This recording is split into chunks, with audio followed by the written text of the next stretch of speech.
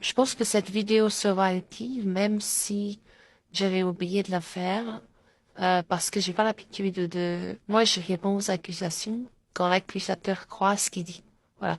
Donc, quand je détecte, je peux me tromper, bien sûr, hein, mais quand je détecte des trolls, ce que j'estime être des trolls, ou quand je détecte des accusations pour lesquelles je pense que l'accusateur sait lui-même qu'il ment en accusant Van Eyck, en accusant Midmont, je réponds, je les ignore, je gagne du temps, voilà. Par exemple, j'ai jamais cru une seule fois que quelqu'un qui m'accuserait d'être raciste ou d'être xénophobe croit ce qu'il dit, parce que je sais qu'il y a suffisamment d'éléments dans les théories et les constats que je fais qui montrent exactement l'opposé. Donc, je ne réponds pas, je me laisse accuser tranquille, je m'en fous totalement. Je gagne du temps. C'est un combat de propagande et qui va comme ça, quoi. On doit faire quelque chose. Cependant, dans la mesure où j'ai expliqué que le, une partie des gens contaminés à l'islam devenaient des machines, euh, on peut facilement qualifier ce discours de déshumanisation de l'ennemi.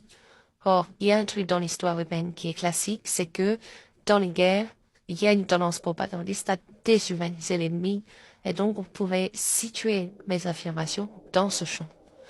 Euh, Par exemple, je vais prendre un exemple très simple, durant la Shoah, et donc ça c'est clair, c'est le nazisme, et comme l'islam ordonne le nazisme, et l'islam a sa définition propre, il va beaucoup plus loin que le nazisme du l'islam, simplement il est moins, peut-être un peu moins facile à l'acte d'Hitler, il avait moins d'outils pour le faire.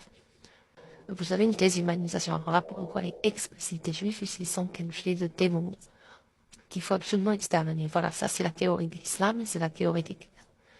Hitler étant un peu plus light parce qu'il ne le justifie pas par le fait que c'est un enfant d'Allah.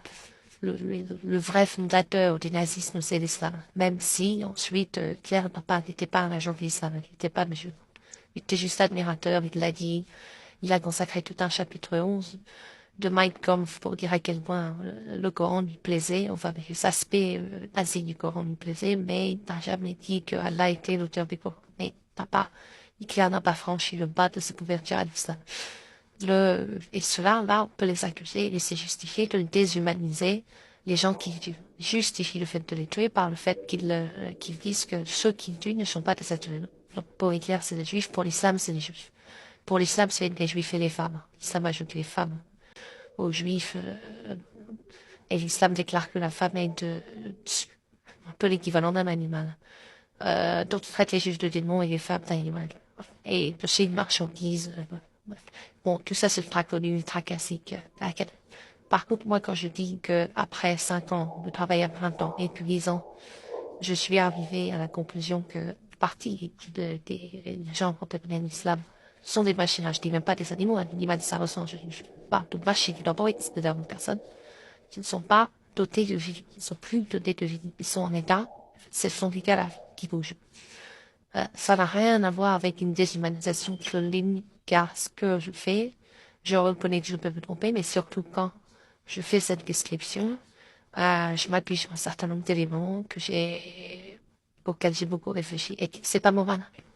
Je ne, Par ailleurs, je n'hésite pas à qualifier de monstrueux, je ne ce qu'il faut, mais quand je qualifie de monstrueux ou de criminel, celui qui agit, je n'ai pas implicite ni même direct que je dis que c'est une machine. Je, J'analyse le truc, et des fois, je dis c'est une machine qui vient me tuer. Des fois, je dis non, c'est un être humain qui vient me tuer, qui est un monstre. C'est un être humain qui est un monstre. Quand je parle de machine, il n'y a aucune morale, aucune je désapprouve évidemment tacitement, mais je veux dire, l'objectif n'est pas le jugement moral. L'objectif n'est pas de dire que c'est mal.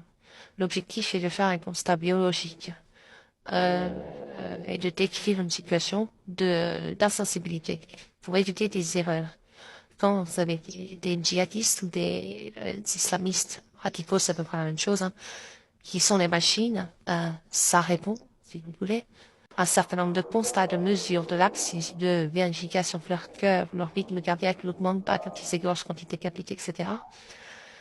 Bref, c'est tout un test, une mesure qui n'est pas infaillible et qui va me conduire à dire que cette personne ne ressent pas. C'est-à-dire que c'est un androïde. C'est-à-dire qu'il n'y a pas d'intérieur elle est morte depuis longtemps, elle agit à l'appliquer un algorithme. Mais ça, c'est une notion qui n'est pas bien développée et je ne la juge pas pour autant, voire même, pour m'a beaucoup reproché que je leur ai inventé une excuse.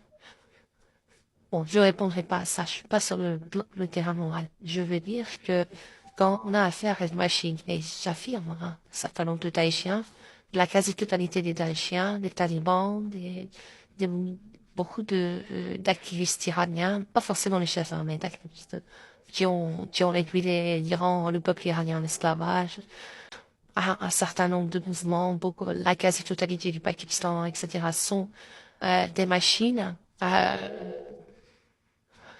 C'est indépendant de, du reste. Et ce que je veux dire par là, c'est que j'invite les gens à ne pas perdre leur temps à chercher à convaincre les machines, parce qu'une machine n'a pas de condition, elle ne ressent pas, elle ne vit pas. Ce sont des corps qui bougent. J'avais pris un poulet mort depuis longtemps, d'ailleurs il avait été plumé, il avait, voilà, c'était prêt à passer au four, hein. Il était juste cru, mais il était qui bougeait parce qu'il était rempli de parasites, qui avait une capacité spéciale d'agir artificiellement sur les nerfs des gens. Eh bien, c'est ça, un islamiste radical. Et, enfin, une partie des islamistes radicaux. Et, quand je dis ça, c'est ni pour les excuser, ni pour aggraver la situation. C'est pour inviter les gens qui traitent, le problème qu'ils posent à ne pas se tromper de stratégie, à ne pas être dans l'excès en disant ouais on va les torturer, on va les tuer, ça va leur apprendre, ça va. En fait, j'insiste que ça va rien leur apprendre parce qu'ils ressentent rien, ce sont des objets. Et il n'y a pas dans ce qu'on pourrait qualifier de déshumanisation. Je ne, au contraire, je dis ça sert à rien de les torturer, ils vont rien sentir, ils sont morts. Donc il n'y a pas de condamnation. C'est simplement, ce que j'explique, c'est que vous n'allez pas réussir à contrer ce fléau, cette très grave maladie, en traitant des monstres qui ne ressemblent pas, donc qui sont des objets morts qui bougent, par le jugement ou par la punition. Ce sont pas ils ne redoutent aucunement euh, la punition. Parce que tout simplement, imaginez, vous menacez votre aspirateur de punir, ça devient juste en rien vous faire. C'est pareil pour les gens, donc la partie des gens qui sont de mort clinique depuis longtemps, du fait de la contamination à une SNAP. Donc j'insiste vraiment là-dessus.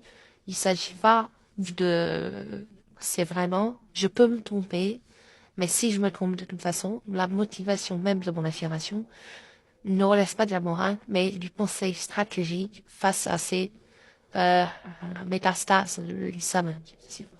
Et ça reste très minoritaire à l'intérieur de ce qu'on appelle les gens dits musulmans, puisque vous avez énormément de gens qui se disent musulmans qui ne sont pas peu, hein.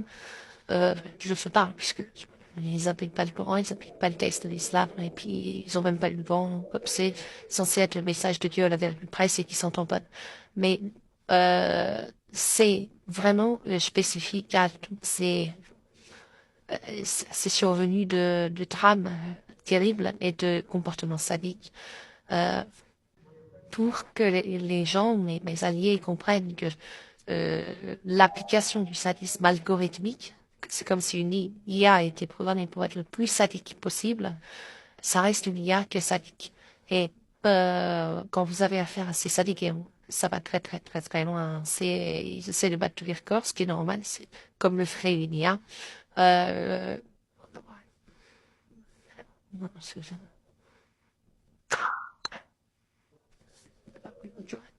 Je sais pas comment il règle cet échangeur de voix, ce trafiqueur de voix, mais il se met en faillite.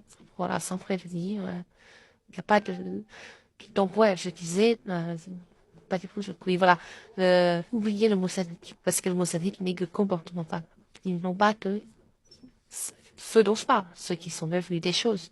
Ils n'ont pas de ressenti, ils n'éprouvent pas de plaisir à être sadiques, ils appliquent à ma Après, vous en avez qui sont sadiques de l'islam.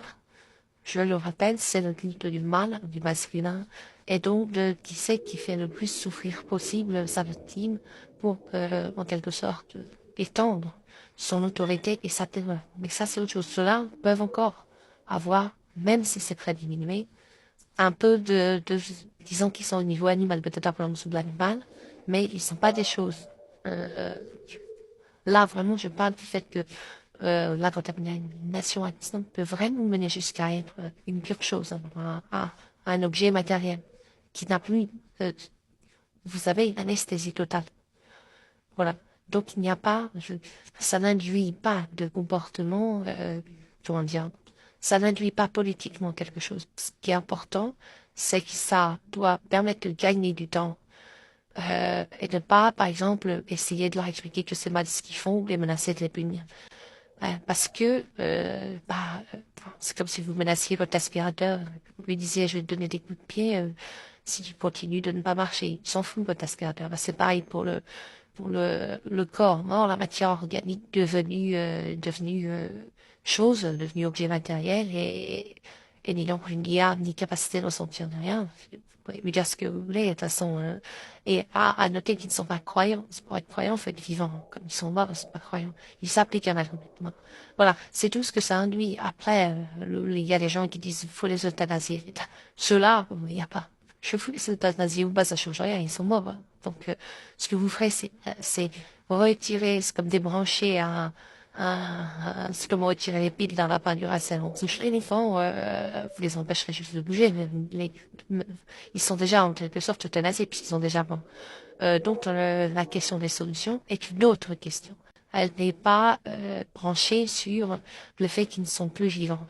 Euh, le fait qu'ils sont plus vivants, ça doit juste permettre à des gens de ne pas perdre leur temps à se dire on peut les ressusciter, les raisonner et qu'ils deviennent normaux. A priori, ça n'est pas possible. Cette partie-là des condamnés à l'islam n'est pas récupérable.